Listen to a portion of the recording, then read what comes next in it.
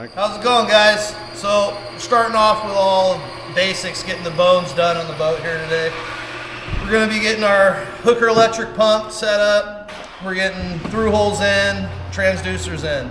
It's a hooker electric 2500. It's a brushless motor, variable speed, tough as nails, love them. We always use Groco strainers and high-speed pickups on the bottom. It's got a nice screen in it. Keeps all the eelgrass, squid, anything from getting into your through holes and plugging up your pumps. Love them, they work great. Various valves. This is gonna be the bait tank output, facing in the bottom. It's got a kind of a face directional. We'll flip it around so the water will kind of come out the back and stay away from all our transducers and be mounted a little bit farther forward. All right, so here we got an Airmar B275 LHW, absolute tuna killing, everything killing machine. I love these transducers, put them on as many boats as I can. Got a big fairing block, so you can still be doing 20, 23, 25 knots, see the bottom, love them. This transducer, it's got its dual frequency, high and low chirp. The high side has a wider beam, so you pick up more definition in your water column. The low side can get you down deeper, probably 1,500, 2,000 feet. A lot of guys like to use these because you can run dual frequency on your screens, and it's much easier if you have the low and the high for guys to be able to interpret like squid and that kind of stuff on your picture.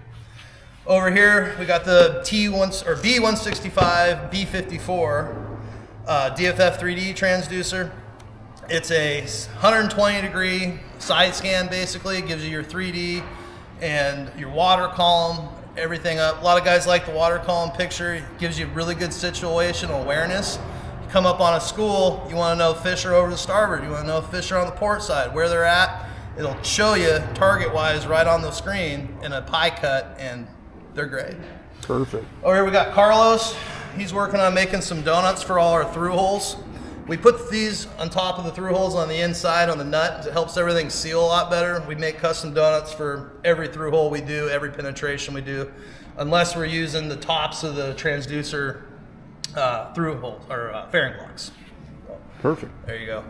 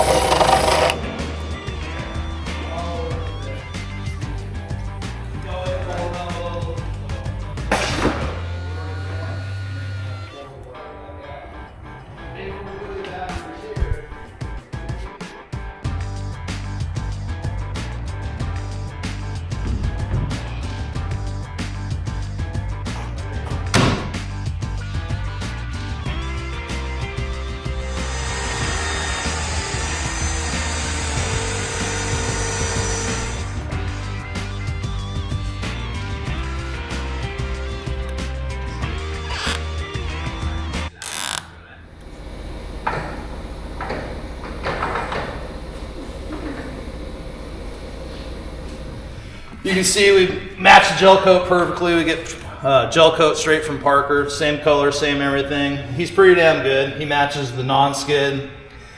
Moved our cleats forward, got our GX3 mounted. We actually spin the motors around and then rotate them to kind of keep them as low as possible.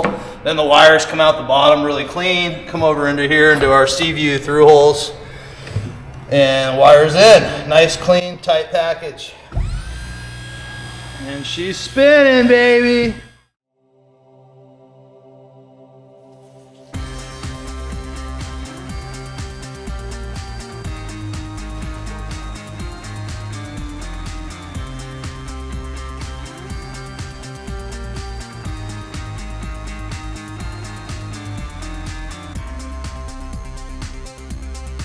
Go ahead. Yeah, so here we got our B275 mounted in the center.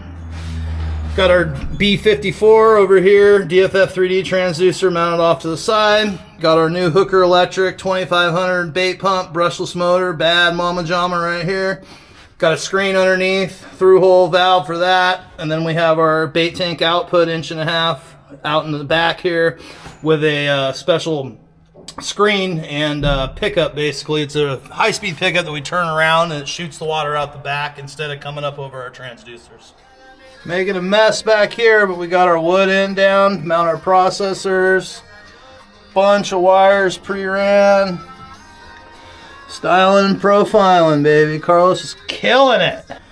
Old Carlitos has been cranking away. We got our PG 700 down here, give us some true heading source for our Furuno electronics.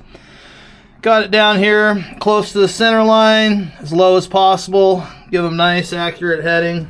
Got the NEMA 2000 wire ran connected, looking good here.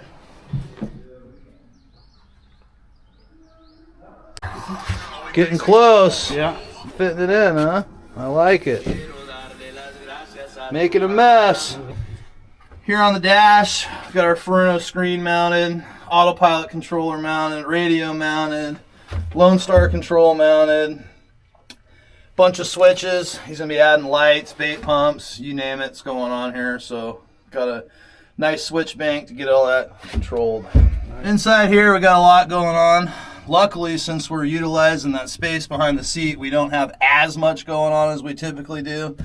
But we added wood here, added a big piece of wood on the bottom here.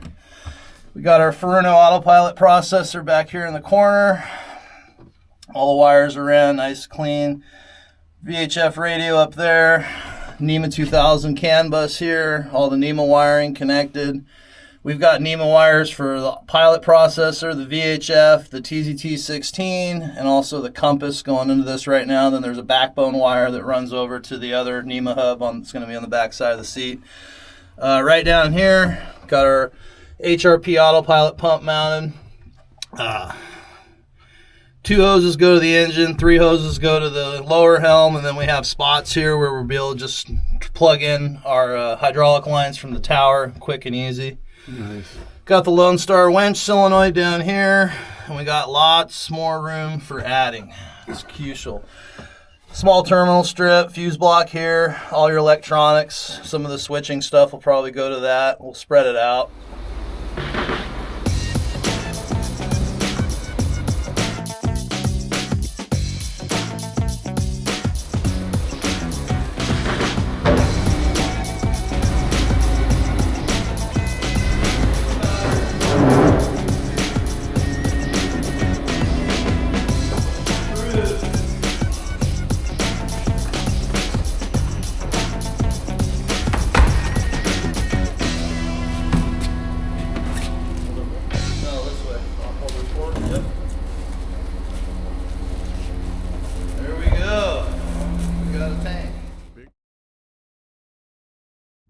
Hi YouTube, Justin Carpenter here, back here at Channel Coast Marine, standing on our new Parker 2820.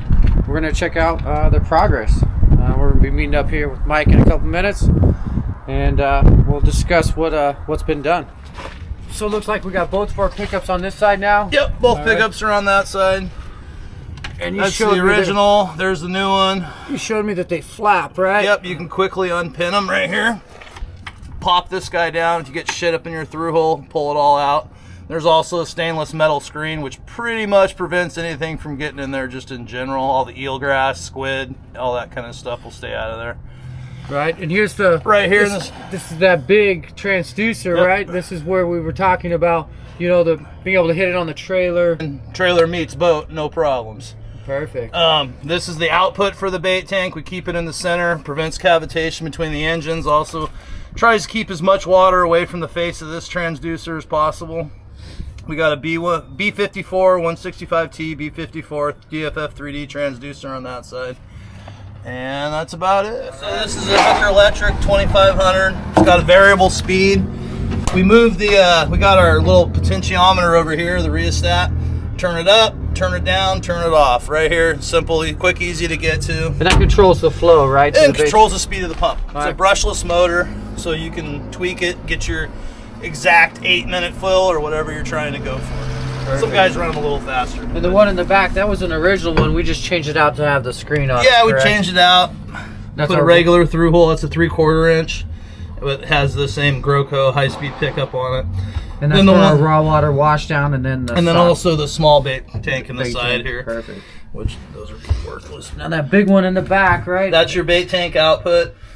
Right down through the center of the boat. Everything's got valves on it. Shut it off if you need to. Perfect. And it looks like you hit the big transducer, put the little covers on. Yeah, right? we try to keep things clean, man. Yeah, it looks good. Yeah.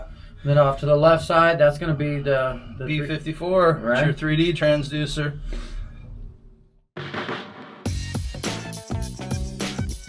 All right, we went over the pickups, right, and the returns for the bait tank.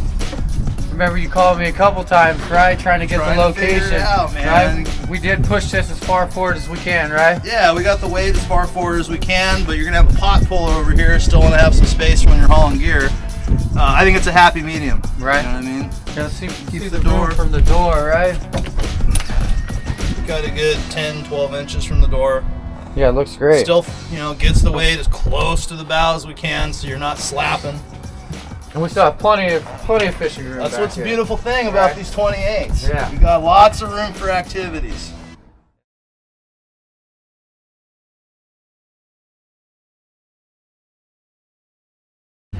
So this is where we discussed, right? This is our Yeah, that's our TZT16X, new Furuno screen.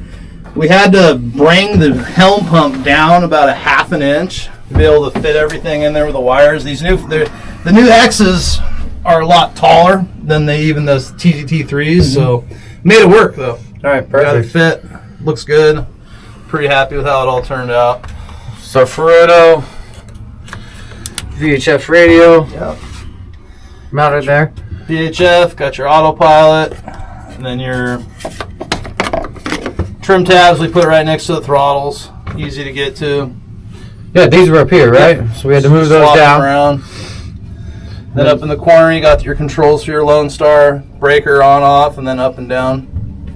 And then we added a bunch of switches. Right now, this is just as bait tank. Up is bait tank and light. Down is just bait pump. Perfect. Yeah. Then we got a 10, new TZX10 up in the corner here. I remember you calling, right? We were gonna put it, more We were center. going to center it, but it would have blocked that light. Yeah, it looks good. Take the screen off so everybody at home can see it. Biggest thing I love about the Furuno 13s and the 12s is you got knobs. You're back here with shit all over your hands. Yeah, No it's perfect. touchscreen.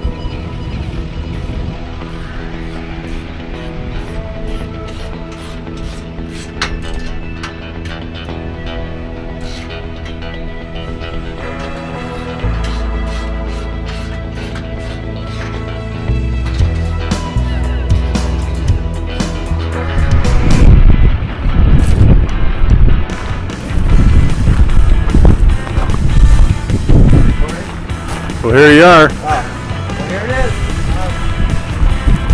Look to the back before it's going to be stored. Stay tuned for the next episode. We're going to be starting fabrication on the new tuna tower.